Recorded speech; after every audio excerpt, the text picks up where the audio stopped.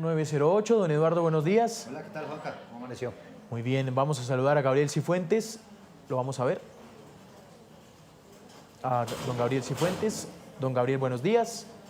Juanca, para usted, para Eduardo y para toda la audiencia, muy buenos días. Vamos a ver a Edu también en pantalla, por supuesto, que nos va a acompañar en esta edición de Noticias Caracol y para estar claros con la noticia. Arrancamos entonces con salario mínimo.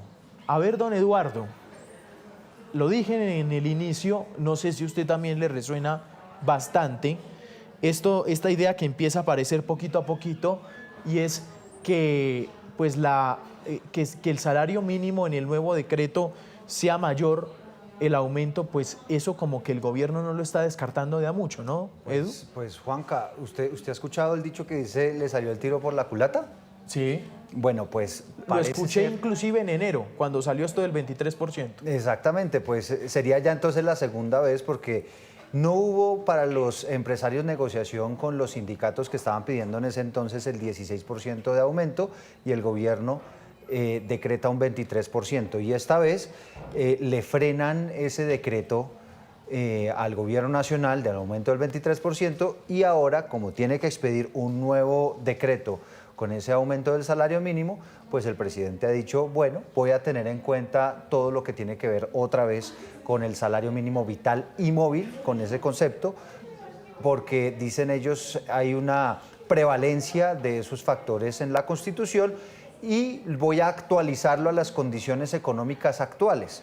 Se entiende que eventualmente eso que usted dice es cierto, mi querido Juanca, y es que eventualmente, y lo dijo esta mañana, usted ya bien lo decía hace minutos, aquí el ministro de Trabajo en entrevista con Noticias Caracol, que no se descarta ninguna opción, entre ellas, por supuesto, la posibilidad de que ese nuevo decreto que expida el gobierno nacional pues traiga un aumento del salario mínimo, inclusive mayor del 23%, que como usted bien sabe, para muchos analistas y para los empresarios, por supuesto, pues ha sido un incremento bastante alto. Gabo, ¿usted lo escuchó el viernes al ministro? Yo pensé que era producto del enfado cuando le cito los factores del Consejo de Estado, que él me responde, sí, Juan Camilo, por eso es que el salario no es de 3 o 4 millones de pesos. Creí que era producto de la coyuntura y que se habían enterado sorpresivamente del decreto, pero parece que la idea sigue esto de aumentar el porcentaje, ¿no? No digo en eso, pero sí un poquito más. Sí, y digamos, vea, esto tiene una arista política, independientemente, porque el gobierno, después de la locución presidencial de ayer, queda claro que no se va a bajar. Así en la mesa de concertación los industriales vuelvan a aceptar el 16%, 17% que se había propuesto por parte de los trabajadores en diciembre. O sea, hagámonos a la idea de que es improbable de que el gobierno se vaya a bajar del 23%, se vaya a bajar sustancialmente del 23%, porque además ni siquiera la oposición lo está pidiendo. Es que la oposición se dio cuenta del tsunami político que se le venía, y de hecho estamos viendo a los líderes de la oposición que varios de ellos demandaron el decreto en diciembre, que lo criticaron en el momento en el que salió, hoy convocando a que se garantice ese 23%. Lo mismo pasa con los industriales.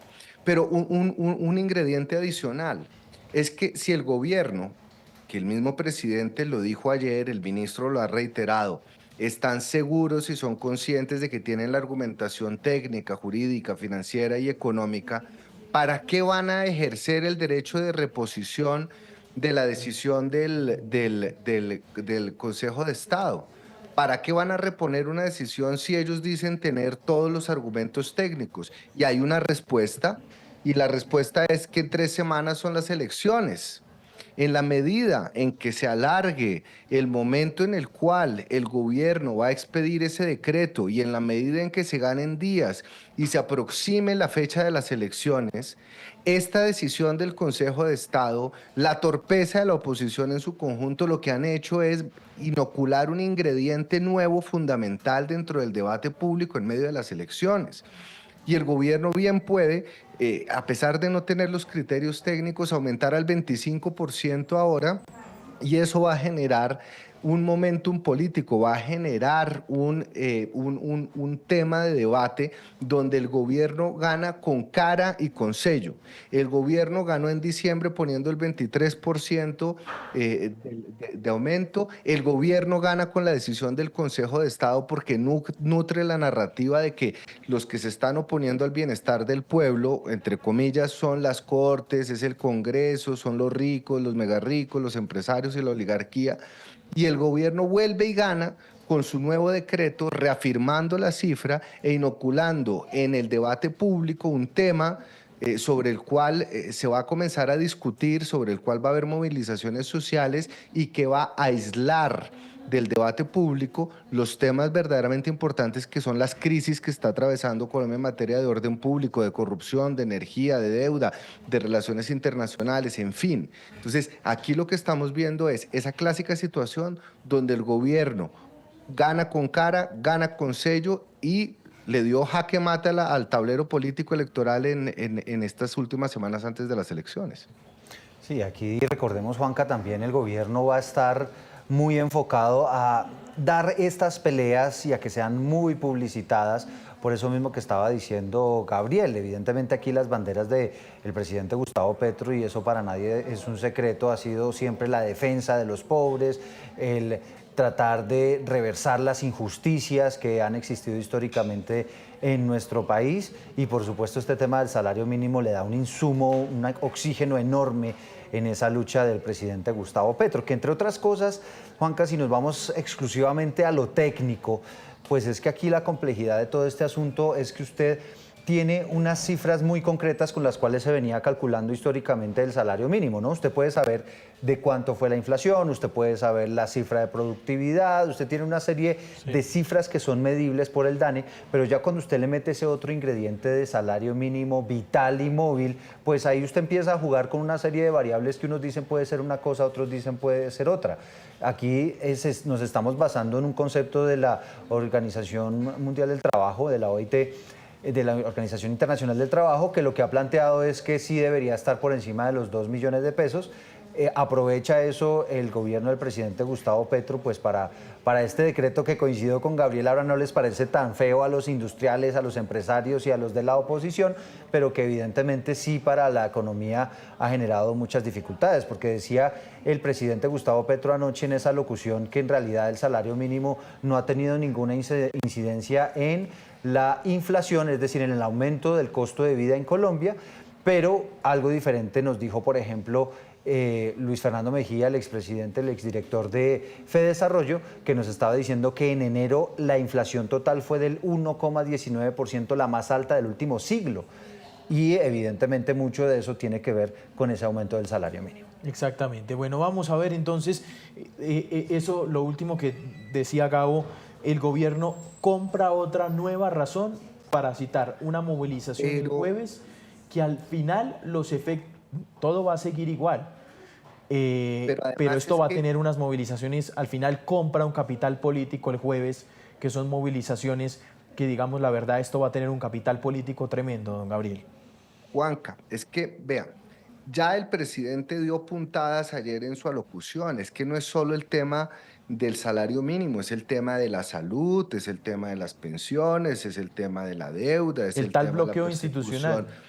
de la persecución a los del pacto histórico por parte del Consejo Nacional Electoral. O sea, se le suma una nueva arista, un nuevo elemento a esta narrativa conspiradora en donde el gobierno no es perfecto porque no lo dejan, donde el gobierno ha fracasado o donde el gobierno no ha podido cumplir no por culpa propia, sino porque hay un bloqueo institucional.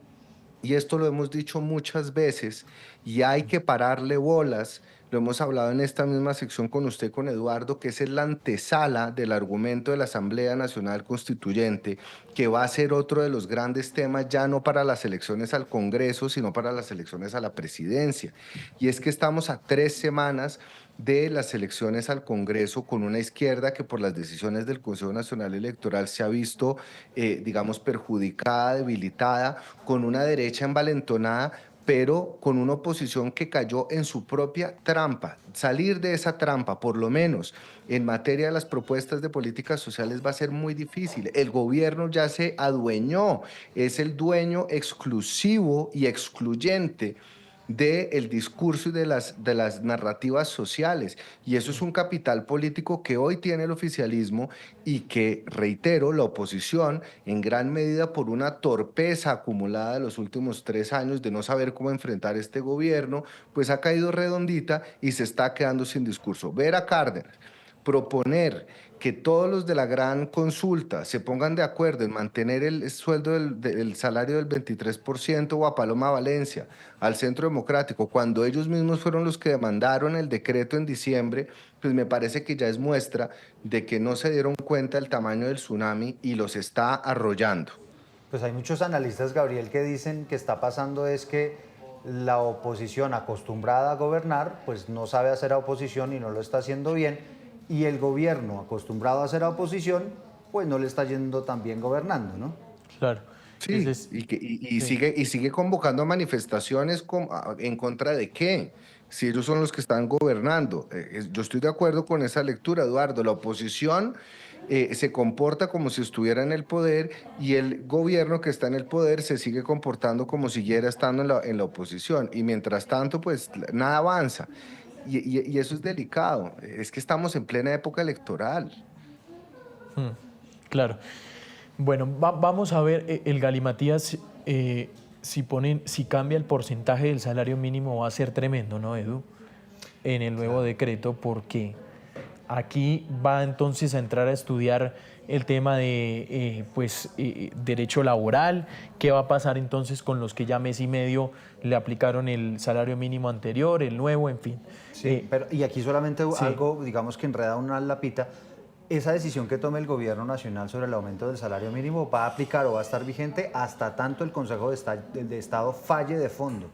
Es decir, aquí podríamos estar ante un escenario en el cual definitivamente quede suspendido o anulado ese decreto de aumento del salario mínimo del año pasado, y ahí pues entraremos a un escenario ya mucho más complejo, ¿no? Cabo, gracias.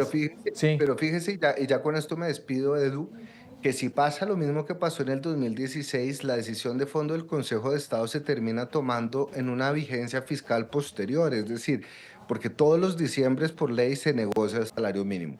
Si el Consejo de Estado en un año, supongamos, tumba el decreto y lo declara inconstitucional, pues ya será muy tarde, porque todo este año habrá regido tanto el decreto del 29 de diciembre como el nuevo decreto que corrige el decreto del 29 de diciembre. Es decir, la decisión va a llegar inevitablemente tarde. Es muy difícil que el Consejo de Estado a estas alturas decida de fondo rápidamente. Creo que con lo que defina el gobierno en el próximo decreto, que será una cifra muy parecida a la que ya se tenía, con eso nos vamos a ir el resto del año, como para que las empresas y los colombianos hagan sus propias cuentas. 9:21, Cabo, gracias, un abrazo. Chao, feliz tarde. A propósito de esto, Edu, tiene que ver la pregunta del día. Los vamos a leer en nuestras redes sociales con el @noticiascaracol, en X, en Facebook, en Instagram. ¿Qué efectos positivos o negativos ha visto con el incremento del 23% para el salario mínimo en el 2026? Los leemos con el @noticiascaracol, en X, en Facebook, en Instagram y por supuesto a través de nuestro canal de YouTube. 9:22, Edu, continúa la atención de los damnificados en Córdoba, en Montería. Sigue siendo muy preocupante la situación allí, porque ahora, si bien ha bajado la lluvia, lo que preocupa, entre otras, es una de las condiciones es la condición de salubridad, ¿no? De muchas de las calles por las aguas empozadas. Claro, y por las modificaciones, digamos, que ha habido en toda la biodiversidad por cuenta de esas inundaciones absolutamente atípicas, y evidentemente lo que usted dice es cierto. Ahora las autoridades están concentrando la atención en todo lo que podría venir después de haber tenido tantos días esa agua, en muchos casos estancada, metida en las casas de la gente, y también con muchas personas que están en lugares como por ejemplo los coliseos, los estadios, donde los están tratando de ayudar y atender. Personas que perdieron su casa, que lo perdieron todo, pero que además, estando allí en un solo punto, pues todas esas condiciones también suelen aumentar. Así que es una situación bastante compleja. Juanca, ayer me llamaba la atención de nuestra colega Daniela Pachón, nos decía, mire, si a mí me pusieran como a elegir, yo diría, ha habido mucha solidaridad o mucha más solidaridad del sector privado, de la gente que de buen corazón ha querido donar y ha querido ayudar de alguna manera a todas estas personas damnificadas, que lo que en realidad ha hecho el Estado. Sin embargo, también ella nos decía que sí, también hay unas brigadas muy importantes de la Unidad Nacional de Gestión de Riesgo y de las autoridades que obviamente se han puesto también las botas para atender a los damnificados. Y aquí surgen ya los problemas políticos, mi querido Juanca, porque también en el Consejo de Montería ya se agarraron porque negaron la posibilidad de decretar una especie de estado de emergencia que facilitara los flujos de recursos para atender a los damnificados. Ayer, por una votación donde unos concejales pues votaron negativamente, lamentablemente no prosperó esa posibilidad, y obviamente pues eso también le añade un factor político que se está sumando a todo lo que está ocurriendo allí en el departamento de Córdoba. Ahí a eso se suma también que ha aumentado otra vez la alerta en el embalse de Urrá, que como usted bien sabe es el que está emitiendo muchísima agua al río Sinú, y eso también está generando enormes afectaciones. ¿Eso es culpa de quién? Pues hombre, de la lluvia, de esta situación atípica que se está dando en la costa caribe colombiana. No, y el manejo, pues eso es del gobierno, ¿no? Claro, es del gobierno. Bueno, en todo caso, sí, digamos, la alcaldía y las autoridades locales están todos haciendo esfuerzos en ese famoso puesto de mando unificado para atender la situación, pero evidentemente pues el gobierno, digamos, es el que está encabezando y liderando toda la atención de los damnificados. Acá va a haber algo muy interesante. La Contraloría está anunciando una vigilancia directa a lo que van a ser los recursos por el decreto de emergencia económica, ¿no? Que esto va a ser noticia. Yo, con el mayor respeto que se merece el departamento de Córdoba, tiene unos antecedentes muy bárbaros de corrupción, ¿no?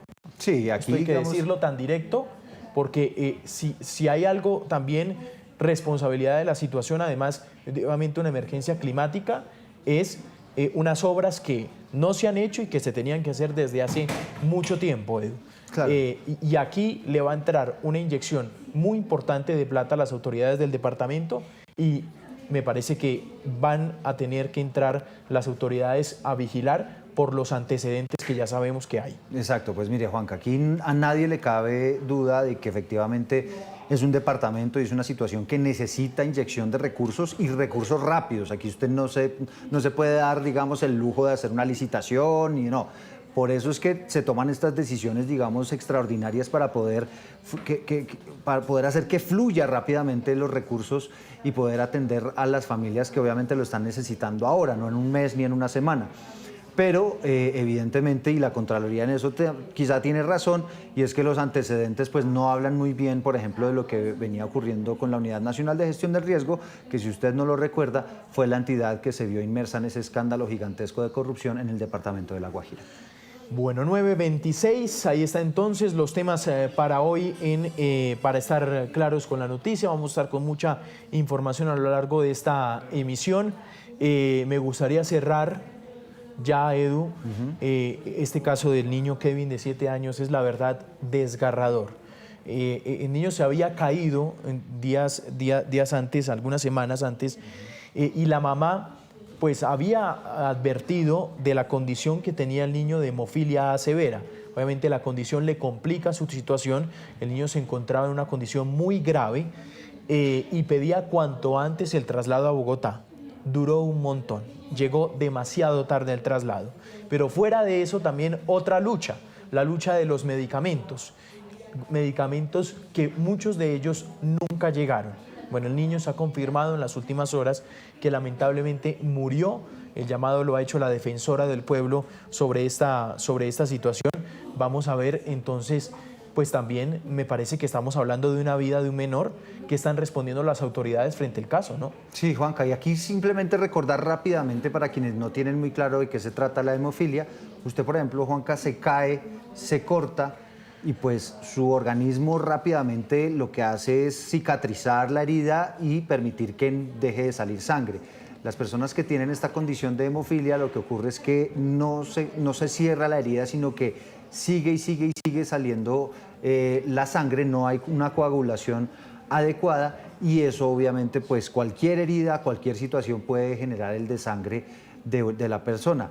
Aquí lo que aparentemente ocurrió, y obviamente todo esto es materia de investigación, es que el niño se cae, sufre efectivamente esta herida, por su condición pues es muy difícil controlar la hemorragia, y a pesar de, como usted lo decía, los múltiples llamados de su mamá, de sus familiares, todos tratando de que le hicieran ese traslado, de que le dieran los medicamentos para contener la sangre y evitar esa hemorragia, pues lamentablemente eso llegó muy tarde. Llegó muy tarde y esto, digamos, como usted dice, las autoridades ya han puesto el dedo en la llaga y han planteado que se trata de un caso muy emblemático y muy diciente y que vuelve y enciende las alarmas sobre la gravedad de lo que está ocurriendo con el sistema de salud, que lamentablemente esta vez fue incapaz de salvarle la vida a un pequeñito de 7 años. 9:29, Edu, gracias. Vale, un abrazo. Feliz semana para todos.